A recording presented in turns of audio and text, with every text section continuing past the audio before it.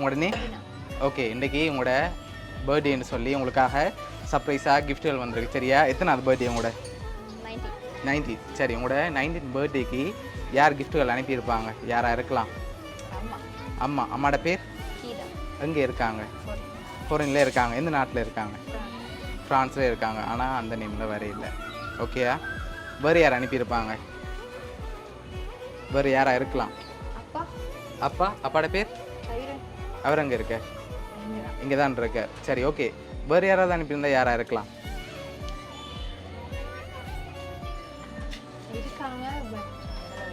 அந்த அளவுக்கு இல்லை. சரி, ரிலேட்டிவில் யாராவது அனுப்பியிருந்தால் யாராக இருக்கலாம்?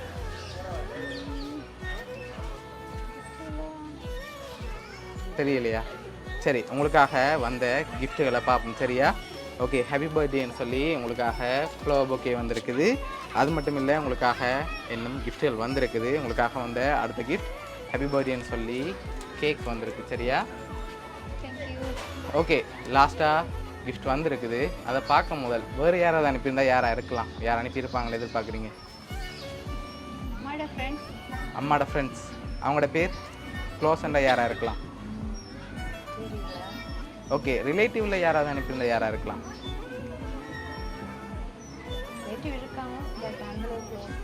அந்தளவுக்கு இல்லை, க்ளோஸாக.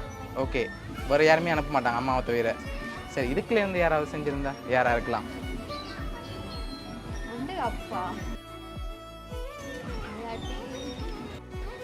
இல்லாட்டி அம்மா. அப்படியா?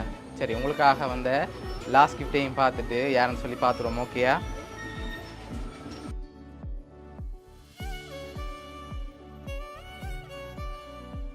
உங்களுக்காக ஹாப்பி பர்த்டேன்னு சொல்லி சாக்லேட் பாஸ்கெட் வந்திருக்குது. சரியா? ஓகே, உங்களுக்காக இந்த 19th பர்த்டேக்கு யார் எவ்வளோ அரேஞ்ச் பண்ணியிருக்காங்கண்டா வேறு யாரும் இல்லை, உங்களோட அம்மா. சரியா? உங்களோட அம்மா தான் அரேஞ்ச் பண்ணியிருக்காங்க. ஓகே, இந்த நேரத்தில் அவங்களுக்கு என்ன சொல்ல ஆசைப்பட்றீங்க? ஓகே, பிடிச்சிருக்கா கிஃப்ட் எல்லாம்? ரொம்ப. சரி, உங்களோட அம்மா சார்பாகவும் வவுனியா சர்ப்ரைஸ் கிஃப்ட் சார்பாகவும் இனிய பிறந்த நாள் நல்வாழ்த்துக்கள். Okay, welcome.